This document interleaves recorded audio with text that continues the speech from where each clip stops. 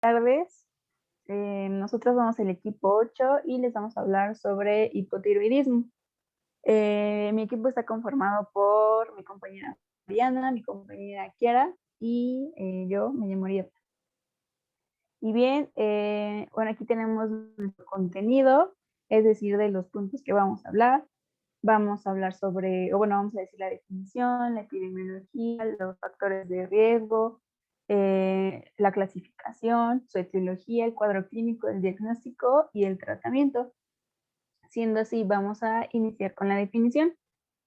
Bien, tenemos que el hipotiroidismo es una enfermedad endocrina común causada por una inadecuada acción de las hormonas tiroideas, principalmente por disminución en la síntesis y secreción de estas y ocasionalmente por resistencia periférica a las hormonas tiroideas. Y bueno, más adelante voy a hablar de la clasificación, pero pues se puede dividir en primario y esta va a ser originada por una falla en la glándula tiroides que va a representar aproximadamente el 99% de los casos y en menos del 1% va a ser de origen secundario o central. Esta va a ser por deficiencia en TSH debido a alteraciones hipotalámicas o hipofisiarias. Como lo dije, más adelante les voy a mencionar la clasificación y en qué consiste. Bien, ahora vamos a pasar a la epidemiología. Aquí tenemos que a nivel mundial la prevalencia del hipotiroidismo primario va a variar entre 0.1 a 2% aproximadamente. Y tenemos que es 10 veces más frecuente en mujeres que en hombres y va a aumentar de un 7 a un 10% en las personas que pues tengan mayor a 60 años. Bueno, ahora con respecto al hipotiroidismo subclínico, se va a reportar una incidencia de un 3 a un 9% a nivel mundial, aumentando incluso hasta 10% en mujeres mayores de 55 años y bueno, va a aumentar un poco más, un 20% en mayores a 65 años. Y bueno, tenemos que en México tiene una prevalencia de hipotiroidismo clínico del 1%, siendo de 3 a 8% para hipotiroidismo subclínico.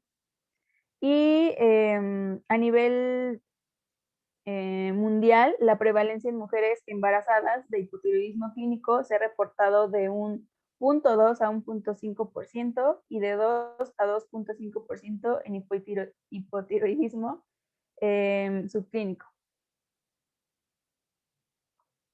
Y bien, en los factores de riesgo vamos a tener diferentes. El primero es tener una historia personal o antecedente familiar de enfermedad tiroidea autoinmune. También vamos a tener enfermedad endocrina autoinmune, bueno, algún factor de riesgo, como puede ser la diabetes mellitus, insuficiencia adrenal, falla ovárica. Por otro lado, vamos a tener enfermedad no endocrina autoinmune, como puede ser vitiligo, anemia, síndrome de Sjögren, esclerosis múltiple, hipertensión pulmonar primaria también. Y bueno, obviamente antecedente de enfermedad tiroidea, hipofisiaria o hipotalámica. También nos habla que tener síndrome de Turner o síndrome de Down, antecedentes o consumo actual de tabaco y pacientes que están sometidos a un trasplante de médula ósea. Y bueno, ya anteriormente les mencioné un poquito sobre algunos tipos de hipotiroidismo. Aquí vamos a tener, bueno, en primer lugar, aquí tenemos en un cuadrito que les puse con los valores normales de la TSH, la T4 y la TRH. Todo esto que les mencioné lo saqué de la guía de práctica clínica. Y bien, bueno, vamos a tener las clases, ¿no? Aquí tenemos el eutiroidismo, el hipotiroidismo subclínico, el primario, secundario, terciario y cuaternario. Tenemos que en el eutiroidismo, ahí no va a haber alteraciones de TSH y de T4 libre, mientras que en el hipotiroidismo subclínico, la TSH va a estar levemente elevada. En el primario, la TSH va a estar ligeramente aumentada y la T4 en algunas ocasiones puede estar normal y en algunas ocasiones puede estar baja. En el secundario, la TSH y la T4 van a estar bajas y bueno, en algunas ocasiones puede que esté la TSH normal, pero por lo general nos mencionaba que llega a estar baja. En el terciario, la TRH va a estar baja, al igual que la TSH y la T4.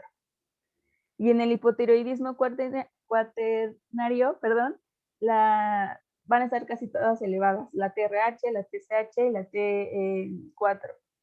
Y bueno, ahí vamos a encontrar alteraciones clínicas de hipotiroidismo y van a haber falla en los receptores de T4. Más adelante se les va a explicar más a fondo. Los valores, obviamente, de la normalidad de las hormonas depende mucho del tipo de reactivo que utilicen en el laboratorio. Entonces, no son exactamente las mismas, son muy aproximadas, pero por eso es importante que el laboratorio nos dé sus valores de referencia. ¿Sale? Sí, igual depende en qué laboratorio se los hagan, porque pues igual hasta Sí. en diferentes laboratorios van a variar su... Sí, varían los niveles, pero sí nos tienen que dar los valores de referencia porque varía el tipo de reactivo que utiliza cada laboratorio. Sí, doctor. Siguiente. Bueno, ya pasando a la etiología, encontramos divididos a la hipotiroidismo primario y al hipotiroidismo secundario. Con respecto al primario, nos dice, o como ya nos mencionó nuestra compañera Ariana, que se debe a una disminución en la producción de la hormona de las glándulas tiroideas. Esto nos dice que, o lo refería a la bibliografía, que en áreas suficientes o que consumían suficiente sal yodada, se iba a encontrar como primera causa la enfermedad tiroidea autoinmune, como ya lo vimos en la tiroiditis. Bueno, en las presentaciones anteriores, esta va a ser la alteración en la síntesis de las hormonas tiroideas que se debe mismo a la destrucción apoptótica de las células tiroideas. Esto por un trastorno autoinmune. Bueno, como también lo mencionaron, esta principalmente o de las segundas causas que encontramos es por lesión por radiación, asimismo por una acción reducida de las hormonas tiroideas. Con respecto al hipotiroidismo secundario o también llamado central, esta se debe porque, o lo que va a pasar es que va a haber una estimulación inadecuada de las glándulas tiroideas, lo que nos va a provocar una insuficiencia en las concentraciones de TSH a nivel hipotalámico, que en este caso sería hipotiroidismo terciario o insuficiencia hipofisiaria, que lo encontraríamos como tal hipotiroidismo secundario. También se debe, ya como lo dije, a enfermedades mismas del hipotálamo o hipófisis o incluso nos mencionaba a defectos de las moléculas de TSH. Siguiente, por favor. Bueno, en esta tabla me gustó bastante porque menciona las causas principales. En este caso, el hipotiroidismo primario, como ya les dije, vamos a encontrarlo de dos formas, en las adquiridas y en las congénitas. De manera adquirida, y como ya les había mencionado, está el tiroiditis de Hashimoto. También se debe a deficiencias propias de yodo, o también lo habíamos encontrado, o lo menciona como bocio endémico. Pero esto ya ha ido disminuyendo por el mismo consumo de la sal yodada. Asimismo, tenemos fármacos que bloquean la síntesis de la liberación o incluso ciertas citocinas inflamatorias. Con respecto al congénito, va a ser ya, o lo mencionaba, que va a referirse a diferentes productos genéticos que nos van a bloquear toda la síntesis que, como recordarán, eran bastantes proteínas que intervenían. Uno de los principales es que el transporte de yoduro o los defectos que se van a presentar van a ser en el propio transportador de sodio, o también otros defectos ya sea en los receptores o anomalías de la misma proteína G que nos van a llevar a la estimulación. También tenemos otros tipos de clasificaciones como el hipotiroidismo de transitorio, el hipotiroidismo de consumo y como tal el hipotiroidismo central, que este también es adquirido y congénito. Con respecto al adquirido, nos dice que, como ya lo he mencionado, es de origen hipofisiario o hipotalámico. Y con respecto al congénito, va a ser propio de la deficiencia de TSH o que la misma tenga una anormalidad estructural. Siguiente, por favor. Ahora vamos a pasar al cuadro clínico. Y siguiente, por favor. En el Harrison nos menciona los síntomas y signos del hipotiroidismo congénito y del hipotiroidismo autoinmunitario. En el hipotiroidismo congénito se menciona que la mayoría de los lactantes parecen normales al nacer y menos del 10% de estos se van a diagnosticar basándose en sus características clínicas. Estas características principalmente van a consistir en ictericia prolongada, trastornos de la alimentación, hipotonía, macroglosia, retraso de la maduración ósea y hernia umbilical.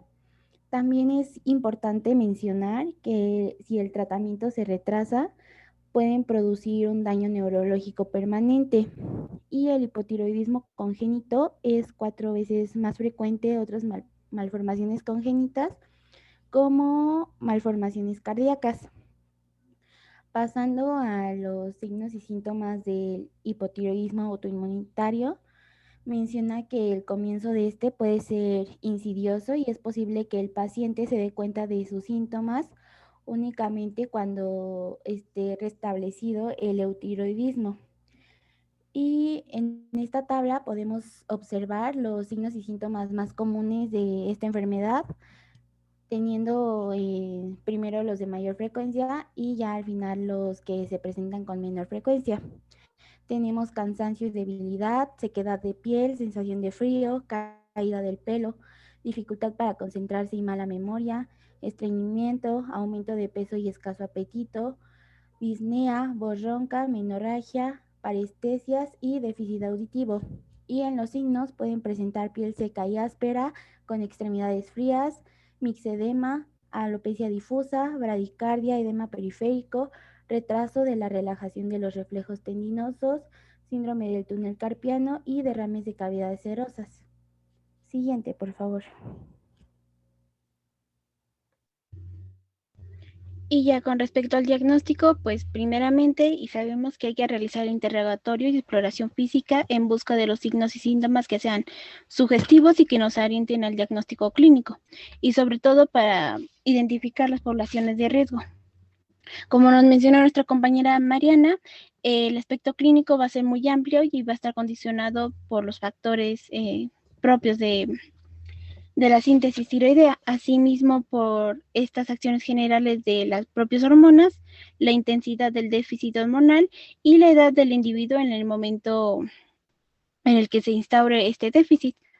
Es por eso que mencionamos, o bueno, se hace mención de los factores de riesgo y predisponentes que ya nos habían mencionado antes, como es la historia de tratamiento con yodo radiactivo, tiroidectomía, fármacos que afectan la síntesis, los antecedentes propios, el crecimiento tiroideos y las enfermedades que ya nos habían mencionado. Asimismo, en los propios antecedentes de enfermedad tiroidea, hipofisiaria o hipotalámica, o pacientes sometidos a este trasplante que nos mencionaban anteriormente. Siguiente, por favor. Y bueno, como nos decía el doctor, primero o lo que más se fundamenta el diagnóstico de hipotiroidismo es en la toma de un perfil tiroideo, es decir, la determinación de la TSH o la hormona estimulante de tiroides. Esta va a ser la principal prueba, ya que es el indicador más sensible de enfermedad tiroidea temprana. Y las cifras estándar, o lo que mencionaba, y como dijo el doctor, depende del laboratorio en los que lo pida, y va a ir, o lo encontré, de 0.4 a 0.5 miliunidades sobre litro a 4.5 a 5.5 miliunidades por litro. Sin embargo, debe tener en cuenta que valores por arriba de 2 miliunidades sobre el litro, que es como tal un límite superior normal, se debe de tener en cuenta que ya son personas con mayor riesgo de presentar esta enfermedad. Asimismo, con respecto a la TSH, es importante recordar que debe tomarse en cuenta sus limitaciones. Esto con los trastornos hipofisiarios secundarios o los mismos hipotiroidismo secundario, ya que nos puede dar falsos positivos y no es tan específica. Por eso, como lo mencionaba nuestra compañera, con respecto a la clasificación, cuando tratemos de hacer este diagnóstico se va a encontrar, y como lo vemos en la tablita, no tan cierto. Por eso mencionamos la TSH normal o baja o TSH normal alta. Por eso en este caso de hipotiroidismo central no nos va a servir de mucho, o sea, tan específico como lo quisiéramos. Con respecto a estas hormonas tiroideas en sus cifras totales, o así lo mencionaba, cabe recordar que alrededor del 99% de estas hormonas tiroideas se van a encontrar unidas a proteínas, ya sea por la globulina fijadora de tiroxina o la albúmina. Y esto quiere decir que las concentraciones de esta hormona tiroidea se van a afectar por los cambios en las concentraciones de estas proteínas o incluso por alteraciones de la afinidad de unión. Esto nos va a condicionar que no se van a evaluar de cierta manera bien la función tiroidea y se van a reportar anormalidades cuando pueden existir incluso trastornos en la producción de estas proteínas. Asimismo, y algo como importante es que los ácidos grasos libres van a competir con estas hormonas tiroideas por los sitios de unión a la albúmina, asimismo ayudándonos en esta alteración de las determinaciones de las hormonas tiroideas. Es por eso que no se pide tanto la parte o la fracción de hormonas tiroideas totales y se pide más la fracción libre. Esta fracción libre de estas hormonas es la que va a interactuar con los tejidos y es por lo cual una determinación, o va a tener una determinación más exacta. Y bueno, y como recordaremos, la que más se va a pedir en este caso va a ser la T4 libre. Esto, como recordarán, va a ser la que más se va a sintetizar en un 93%. A pesar que la T3 sea como la más activa, va a ser la que menos se va a sintetizar, por eso es importante estas dos principales.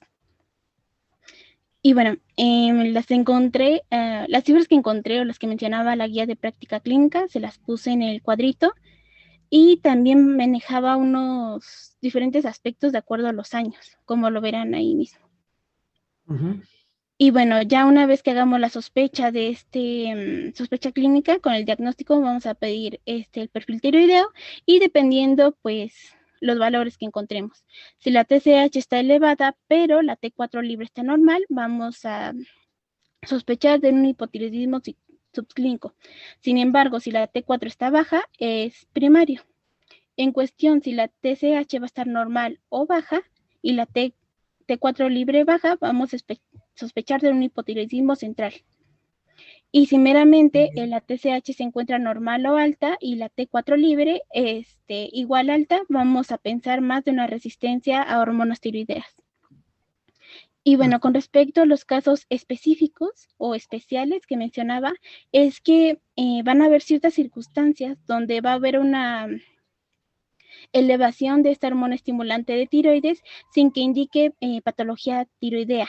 Y los principales casos son en presencia de sobrepeso, obesidad y durante el envejecimiento. Esto nos dice porque va a haber ciertos cambios en la sensibilidad de la hipófisis y alteración en la retroalimentación entre la TSH y la T4. Y también nos dice que durante la vejez va a haber una posible reducción de la depuración de la T4 en un 25%. También con respecto a la población especial de embarazadas, o así lo decía, es de que para hacer como tal el diagnóstico de hipotiroidismo clínico vamos a tomar de referencia la TSH mayor a 10 miliunidades sobre litro, independientemente de las concentraciones de T4 libre. Y para hacer el diagnóstico de hipotiroidismo subclínico es TSH mayor a 2.5, pero menor a 10 miliunidades sobre litro. Esto con niveles hormonales igual de T4 libre. Bueno, como ahí menciono, también podemos utilizar, o algo que se recomienda, es los anticuerpos antiperoxidasa tiroidea. Y esto en general, o estas mediciones se van a realizar ya sea para indagar la etiología autoinmune, el hipotiroidismo subclínico, o antes de iniciar el tratamiento con fármacos que puedan precipitar la disfunción tiroidea.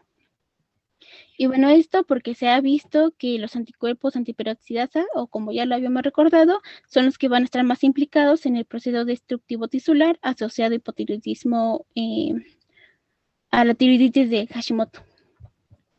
Y también nos dice que podemos Como lo utilizar... vimos la vez pasada, ¿no? Sí. ¿Puede darle la siguiente, por favor? Y como vimos o también lo muestra, este es un algoritmo de diagnóstico donde ya nos dice que dependiendo de los signos y síntomas de sospecha y la toma de TSH sérica y T4 libre, vamos a saber si es hipotiroidismo primario y central, perdón. Y con la ayuda de anticuerpos anti-TPO, si están presentes, se va a establecer ya la enfermedad de Hashimoto, y si están ausentes, vamos a realizar otras mediciones para ver si se trata de una tiroiditis normal o hipotiroidismo permanente.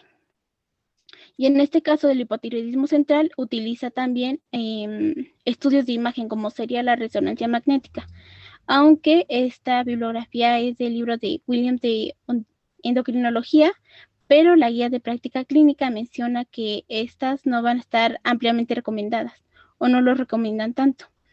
Y estos estudios de imagen de la glándula tiroides no aportarían mucha información a partir de las pruebas biológicas. Y si en caso de utilizarlas, lo que podríamos hacer es ocupar el ultrasonido que está considerado cuando encontramos a la palpación nódulos tiroideos o crecimiento de la glándula tiroides. Y ya la que definitivamente no está indicada sería la gamografía tiroidea. Siguiente, por favor. Ahora pasaremos con el tratamiento. Y en el tratamiento consultamos varias bibliografías y en la mayoría se parecían, las dosis eran muy parecidas. Y este algoritmo que pusimos es de un artículo del año pasado. Tenemos que tener en cuenta que el objetivo del tratamiento va a ser normalizar los niveles de TSH, revertir las manifestaciones clínicas y bioquímicas del hipotiroidismo y evitar el sobretratamiento, esto especialmente en personas de la tercera edad. En la mayoría de los pacientes, esta enfermedad es una situación permanente y necesita un tratamiento de por vida. El tratamiento lo vamos a iniciar con levotiroxina y tenemos que considerar las dosis en pacientes especiales como son pacientes embarazadas, pacientes con comorbilidades como diabetes mellitus, pacientes con enfermedad cardiovascular y pacientes de la tercera edad. Si nuestro paciente presenta alguna de estas características especiales, tenemos que iniciar el tratamiento con levotiroxina en dosis de 12.5 a 25 microgramos diarios. Y si no presenta ninguna característica especial, el tratamiento consiste en levotiroxina en dosis de 1.6 a 1.8 microgramos por kilo por día. Después de 6 semanas de tratamiento, tenemos que revalorar los niveles de TSH y T4 libres.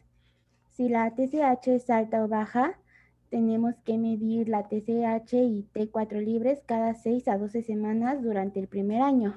Y si la TSH es normal, tenemos que medir la TSH y la T4 libres cada 6 meses. Y si esta sigue siendo estable, tenemos que tener una vigilancia posterior cada año. Siguiente, por favor. El objetivo como ya lo mencioné, el objetivo del tratamiento va a ser mantener los niveles de TSH normales, y en esta tabla podemos ver las cifras control según la edad de nuestro paciente. Por ejemplo, si tenemos un paciente de más de 70 años, tiene que tener menor de 8 miliunidades por litro, y así en cada grupo de edad. Siguiente, por favor. Y también iba a mencionar que el artículo nos dice que la administración de dosis excesivas de levotiroxina puede producir una pérdida acelerada de masa ósea en las pacientes posmenopáusicas. Por eso es importante ir checando a nuestro paciente y sus cifras control. Bien, fíjense que Doctor, es que iba a mencionar algo rápido. sí. Aquí nos faltó una presentación, no sé por qué no se ve, pero bueno, era de la prevención. Aquí, bueno, nos mencionaba la bibliografía que principalmente se va a recomendar hacer un tamizaje de TSH en mujeres que tengan mayor de 60 años y si el resultado es normal, se tiene que repetir cada 5 años. Y la Asociación Mexicana Americana, perdón, de Tiroides nos dice que en hombres y mujeres mayor de 35 años se haga este tamizaje y de igual manera, si el resultado es normal, se tiene que hacer después de cada 5 años. También nos mencionaba que en los pacientes de la tercera edad, principalmente mujeres, se tiene que hacer. Y también mujeres mayores de 50 años con síntomas sugestivos. Y aparte, nos mencionaba que pues para prevenirlo debemos de tener un aporte adecuado de yodo mediante el consumo de alimentos que contengan, y bueno, la sal yodada. Y también nos decía que pescado y leche. O sea, que tenga buen consumo de nuestro paciente de estos alimentos. Y Ok. ahora sí, perdón, doctor. Les comentaba que generalmente iniciamos a un paciente con hipotiroidismo. Iniciamos, como ya se los comenté la vez pasada, con 25 microgramos. Cuando el paciente tiene sintomatología hipotiroidea, con 25 microgramos empiezan a sentir una mejoría muy importante. Son raros los pacientes que no toleren 25 microgramos. Es una dosis bajita, pero bueno, si aún así ustedes ven que el paciente está ansioso, está nervioso, le dan palpitaciones, tiene sudoración, etcétera, incluso a algunos les da diarrea, pueden iniciar con una dosis de 12.5 microgramos en 24 horas. Recuerden que tiene que ser en ayunas, ¿sí? Esto es muy importante porque con alimentos la absorción del medicamento es muy baja. Entonces tiene que ser en ayunas en la mañana. Pueden empezar con 25 microgramos. Si lo tolera adecuadamente el paciente, así lo dejan. Hay esquemas que nos dicen que podemos ir aumentando la dosis de 25 microgramos cada 15 días, etcétera. Depende de dónde lo leamos, ¿no? Las guías dicen que de mes y medio podemos ir aumentando, incrementando de 25 en 25 microgramos en este periodo de tiempo y hacer controles. Se pueden hacer el control mensual o cada mes y medio para ver si con la dosis todavía es suficiente o falta todavía. La mayor parte de los pacientes, un 85% de pacientes, se controlan bien o caen en eutiroidismo a una dosis aproximada de 100 microgramos en 24 horas. Entonces, la mayor parte de los pacientes que tienen 100 microgramos, que es decir, una pastillita completa, vienen ranuradas, divididas en 4, para que el paciente empiece con un cuartito, que son los 25 microgramos. Hay presentaciones ya de 25, de 50, de 75 y de 100 microgramos. Entonces, pues es muy variable las presentaciones de los laboratorios, pero lo pueden ir haciendo así. Ajá. Piden perfil tiroideo, ven los niveles de TSH, T4 libre, para que vayan viendo la respuesta a la dosis que van administrando. Cuando llega el paciente al eutiroidismo, ahí se queda. ¿Sí? Hay pacientes que con 75 microgramos, pero la mayoría con 100 microgramos. ¿Sale? ¿Hay alguna duda de eso, de ese esquemita fácil? No, profesor, gracias. ¿Quedó claro? Sí, doctor. Sí, doctor. Sí, Ya están durmiendo, man. Siempre se quedan bien dormidos, ¿eh? Pero bueno. no, doctor, no estamos dormidos, ¿cómo cree? No, si me responden a la media hora. Es el internet. No, perdón, doctor. Ay, sí, es el internet. Es el internet, ¿eh? Bueno, muy bien. ¿Dudas? No, doctor. No, doctor, gracias. Doctor. No, doctor, gracias. Esta clase siempre es sencillita, ¿ah? No es como Sí, la está de, cortita. no es Sí, como sí, la sí. de diabetes y de complicaciones micro y macro, que ahí sí eran temas completos, ¿no? Muy extensos. Así es. Sí, Bueno, esas estuvieron muy chamacos, largas. sí, estaban muy largas. Muy bien, ¿tienen clase a las 8?